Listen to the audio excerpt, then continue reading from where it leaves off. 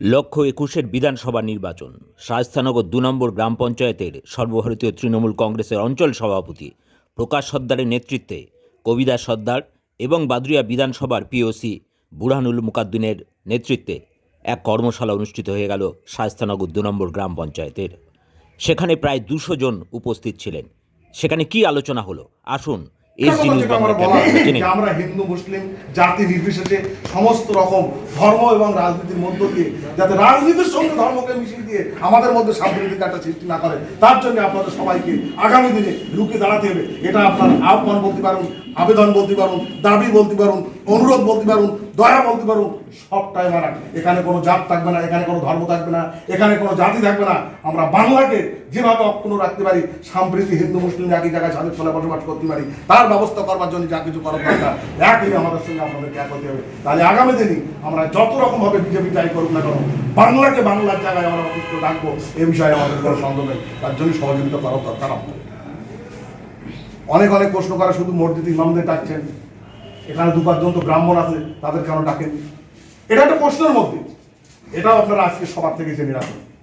কিছু কিছু জিনিস আছে না, ব্যতিক্রম যদি আলোচনা করে আর সমালোচনা করে, দুটো আলাদা থাকে। ধরুন আপনি এখন কিছু বলছেন না, মাঠে গিয়ে কথা বলবেন, তাহলে মাঠের কথাটা যদি আমার সঙ্গে না বলেন, তাহলে আপনি আপনার কথা প্রশ্নের উত্তর দেবো কি করে? সন্তান আর মা যদি চিকরে না করে, তাহলে জানবেন তাহলে খুব শীঘ্রই তার মানসিক রোগী হওয়ার সম্ভাবনা আছে। কিন্তু তার মনের কথা যদি ভেউ করে কাঁদে, পুনঃসন্তানের জন্ম হওয়ার পরে তার মনটা কিন্তু হালকাই গেলে পূর্বের মৃত্যু সন্তানের কথা সে কিন্তু ভুলে যায়। এটা আপনারা ঠিকঠাক জেনে রেখে দেবেন। প্রথমত হচ্ছে মুসলিমদের শরিয়াতের সমস্ত নিয়ম কানুন আজীবনকাল। আজকে আমার বুথে 1500 ভোটার আছে, তার মধ্যে 1266 ভোটার ভোট নিয়ে 244টা ভোটার মাত্র হিন্দু। তাদের নিয়ে আজকে 28 বছর ধরে এই সংগঠন রাজনীতির মধ্যে চলে আসছে। ভাই আর জানে বড় ভাই দেখতো নাকি কোনোদিনের জন্য তারা মেজরিটি সংখ্যা একবার বলেনি যে আমরা যেটা করবো হিন্দুরা সেটা মেনে নেবে। আজকে বিজেপি সরকার যেটা করতে যাচ্ছে, মুসলিমদের সমস্ত মান সম্মান ইজ্জত আগামী দিনে যেটা থাকবে, সম্মানের সঙ্গে যেটা পারে, আগামী দিনে প্রার্থী দেবে কিনা, আগামী দিনে তাদের সম্মান পাবে কিনা, আগামী দিনে দাঁড়িয়ে তাদের নিজের ব্যক্তিগত ইমেজ কোথাও ফিরে পাবে কিনা, সেটা আমাদের কিছু জানা নেই। এটাও পরিষ্কার করে প্রত্যেকটা খাতা কলমে সব জায়গায় লেখা আছে। নাম ধরে বলে যাচ্ছি, 23শে জুন বর্ধমানের একটা সভা করতে করতে সায়ন্তন বসু 4:46 মিনিটে লিখে রেখেছে। সেখানে কথা বলতে বলতে দিলীপ ঘোষের মধ্যে ভারত জানেন যে টুপিওয়ালা যত লোকজন আছে, মাথায় লাঠি মেরে বাংলা থেকে তাদেরকে দূর করে দিতে। টুপির কি দোষ? টুপি কারা করে? সমস্ত সব মোবাইলে, সমস্ত সব নেটে এই কথা নিশ্চয়ই সবার আপনারা দেখেছেন। কই আমি তো অপেক্ষায় ছিলাম যে কোনো মৌলির মামলায় বলুক যে গোসাই যারা থাকে গেরুয়া পছন্দারি পড়ে, ওদেরকে মাথাটা বাংলায় পার করে দেওয়া। প্রতিযোগিতায় কিন্তু আসে, আমরা প্রতিযোগিতা করতে আসিনি, এসেছি সমাজের সঙ্গে সুষ্ঠুভাবে একই সঙ্গে বসবাস করতে। অনেক সময় রাজনীতিতে দাঁড়িয়ে কিছু পাওয়া যায় না, এতদিন চুপচাপ বসে থাকার পরেও যেন একটা সুরসুরি দেয়। তাহলে কি দল সংখ্যা মেজরিটি গড়া তৈরি করবার জন্য আমাদের কাছে কি সুরসুরি দিয়ে মেজরিটি সঙ্গে করাচ্ছে? আসল কথাটা ঠিক কিনা বেঠিক সেটা আপনারা একবার জেনে রাখুন যে এই কথা সত্যি। তাই আপনাদের কাছে আমার পঞ্চায়েতের পক্ষ থেকে, পার্টির পক্ষ থেকে অনুরোধ, দাবি, আপনারা একটু লক্ষ্য রাখুন। আর একটু পরে 5 বার তো হয়। আর একটা জিনিস যেটাকে আমরা জুম্মা বলি, কোন দিনই হয়? শুক্রবারে হয়। শুক্রবারে জুম্মা কি হয়? একটা ইমাম সাহেবের পিছনে, একটা মর্জেন সাহেবের পিছনে, যেমন যেখানকার জনসংখ্যা আছে 150, 200, 300, প্রত্যেকটা লোক সারিবদ্ধভাবে কাতারি সেখানে বসে। তাহলে ইমামদের কেন ডেকেছি?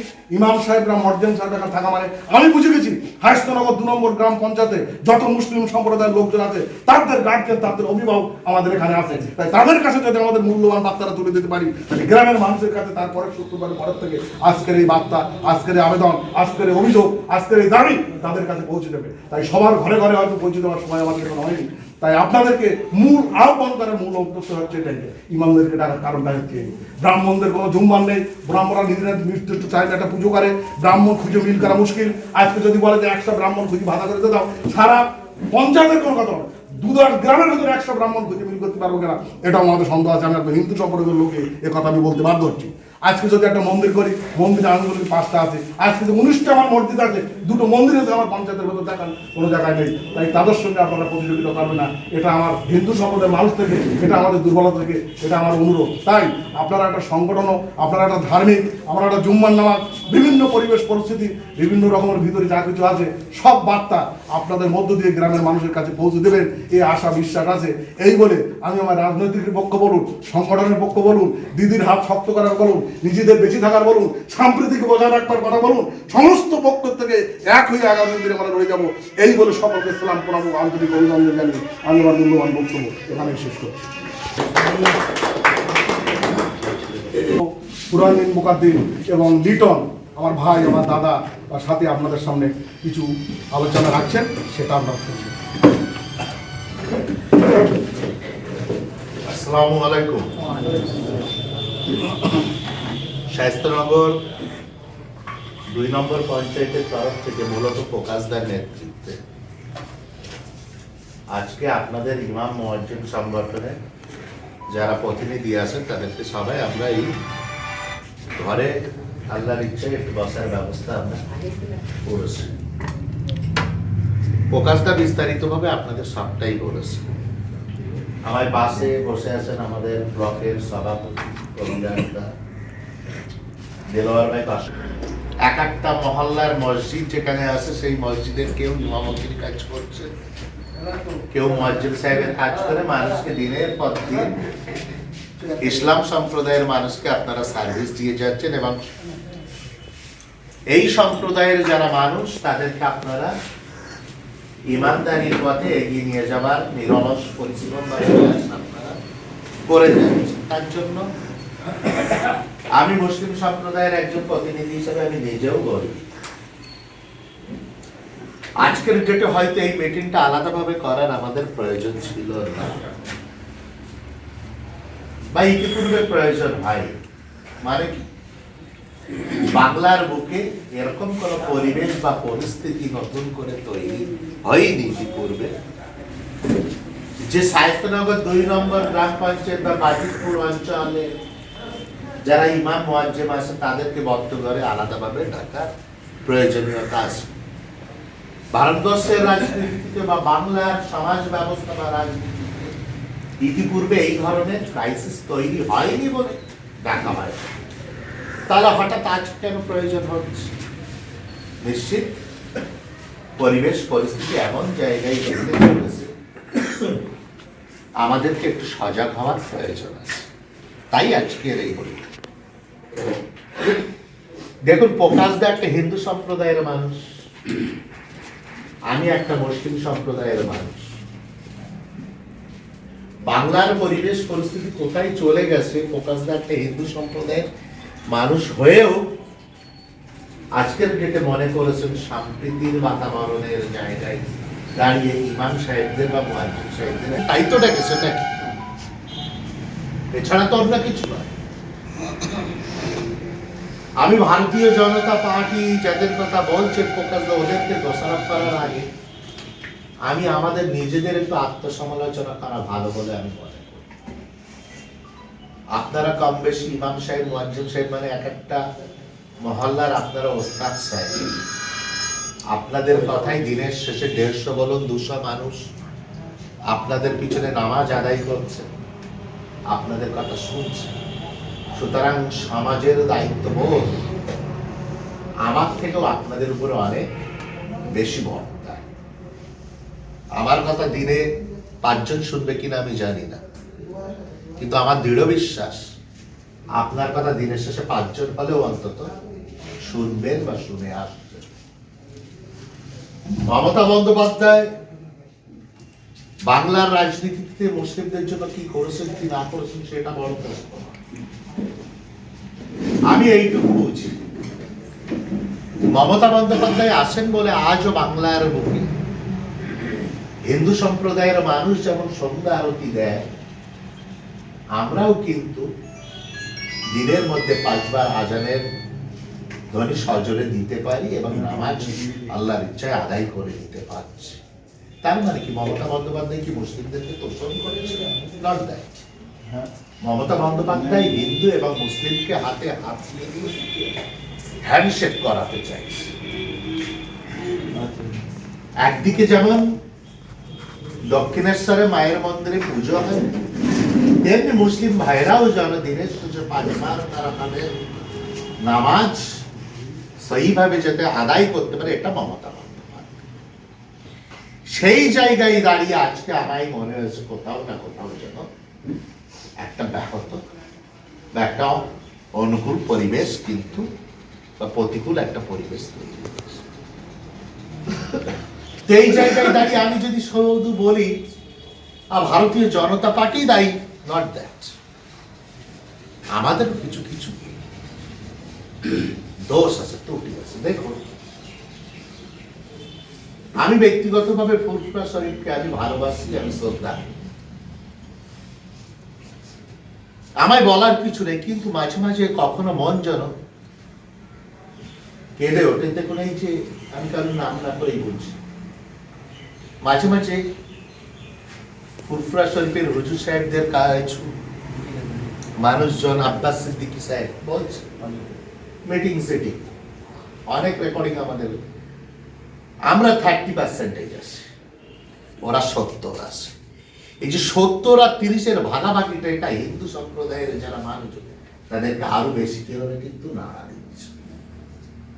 বাংলার বুকে তো দেখুন, ধর্মের ভিত্তিতে যদি রাজনীতি হতো তাহলে মুসলিমরা তো এখানে থাকতে পারত।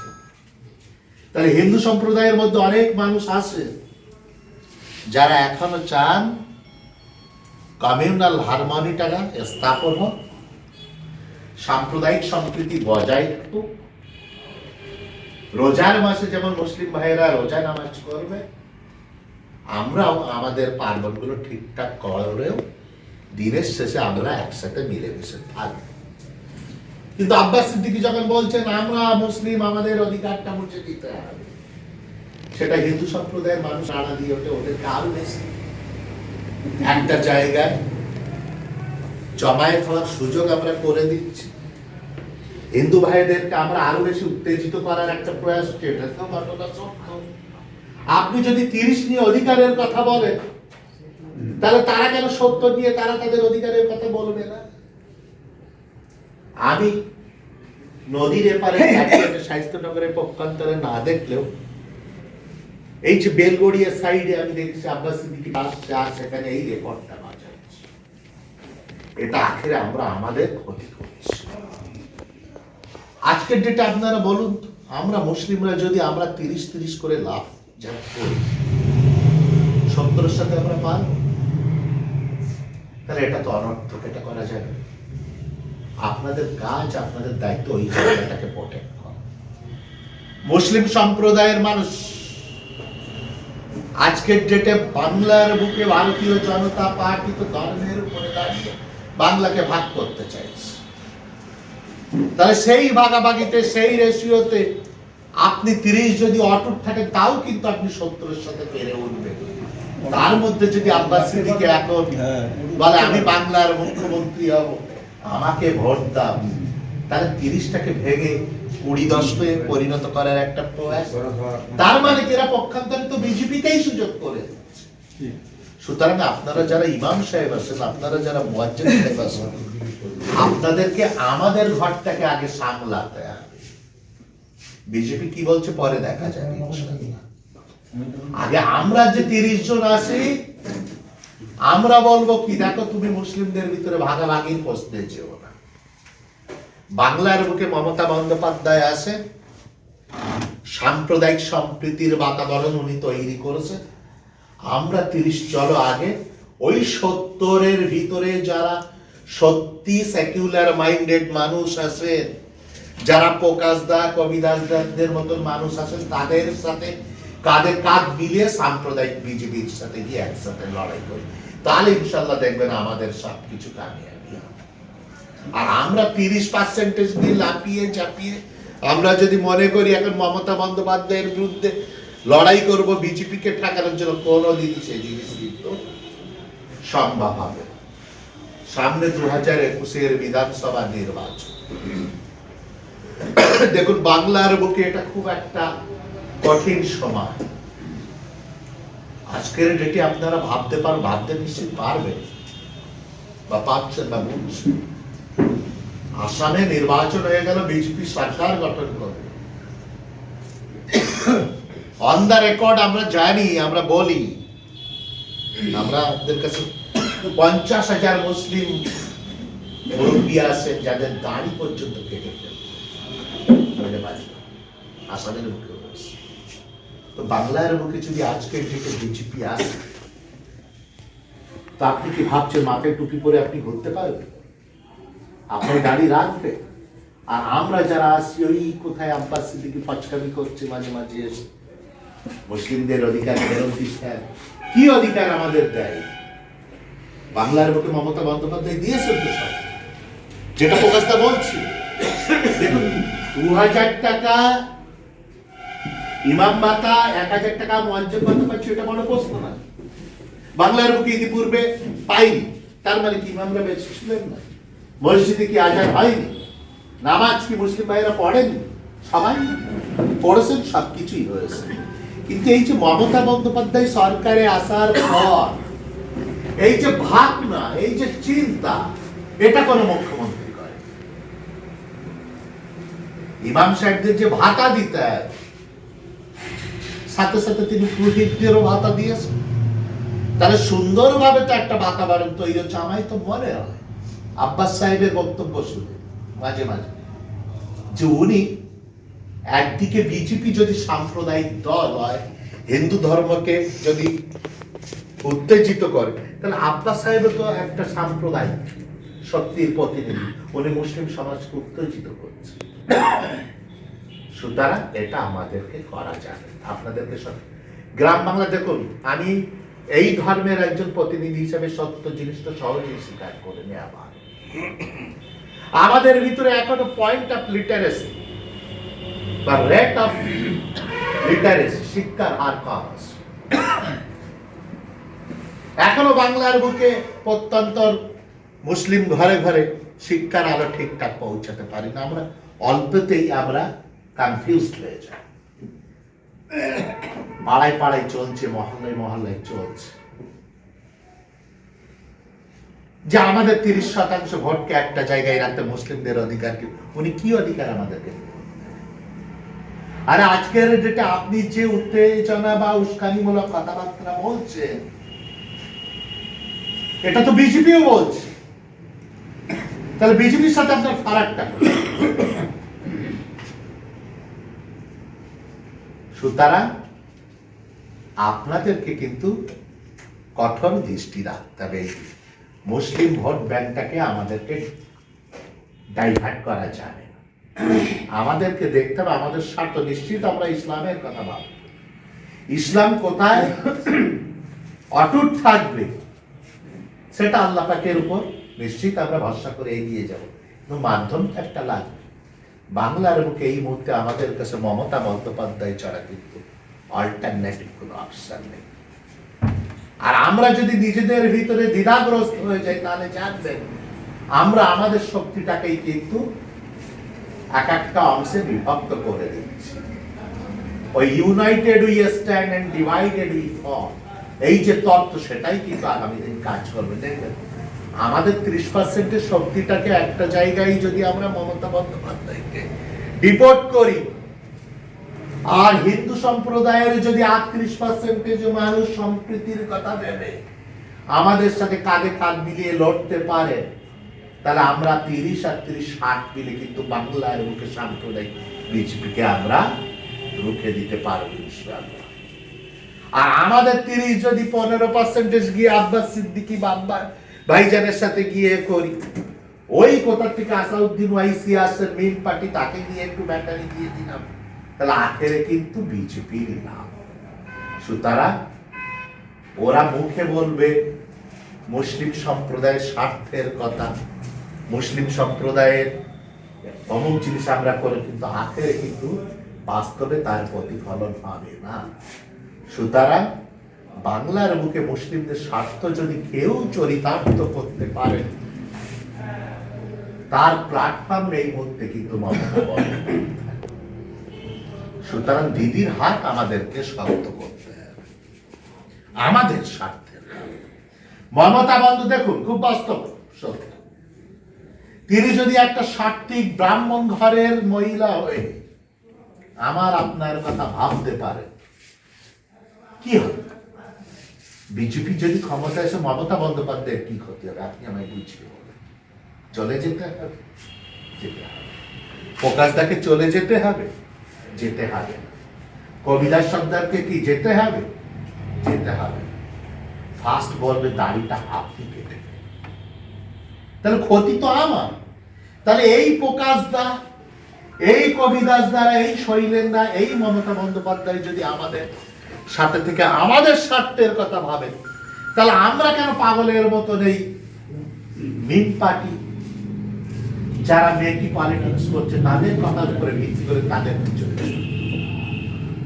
সুতরাং এটা আজকে এটা আপনাদের খবর রাখেন, বিহারের বুকে নির্বাচন হয়ে গেছে, সরকার সেখানে বিজেপি গঠন করবে, 22টা অ্যাসেম্বলি কনস্টিটিউন্সিতে লেস দেন 1000, 1000 ভোটের কম ব্যবধানে নিম পার্টি সেখানে ভোট ভাগাভাগি করে বিহার যে নির্বাচনে কংগ্রেস সরকার গঠন করবে সেখান থেকে তাদেরকে বঞ্চিত করা হবে, পক্ষান্তরে সুযোগ এখন বিহারের অবস্থা। ইউপির মহামাডানরা যেদিন আদিত্য যোগীনাথকে ভোট দিয়েছিল সেদিন উত্তরপ্রদেশের মুসলিমরা কোনোদিন ভাবেনি যে নির্বাচনের পরে বিজেপি সরকারে আসার পর আমাদের রাস্তায় এইভাবে কুকুর ছাগলের মতো দিন যাপন যাপন, সেদিন ইউপির মহামাডানরা ভাবে, আজকে তার ফল পাচ্ছে।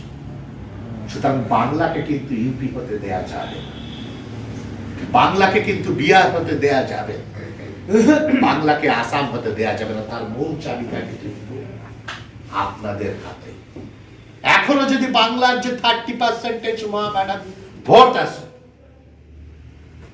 আর যে কেনারা তো বিজেপি করবেন না, কিন্তু বিজেপির একটা সাইমালটেনিয়াসলি অপোনেন্ট শক্তি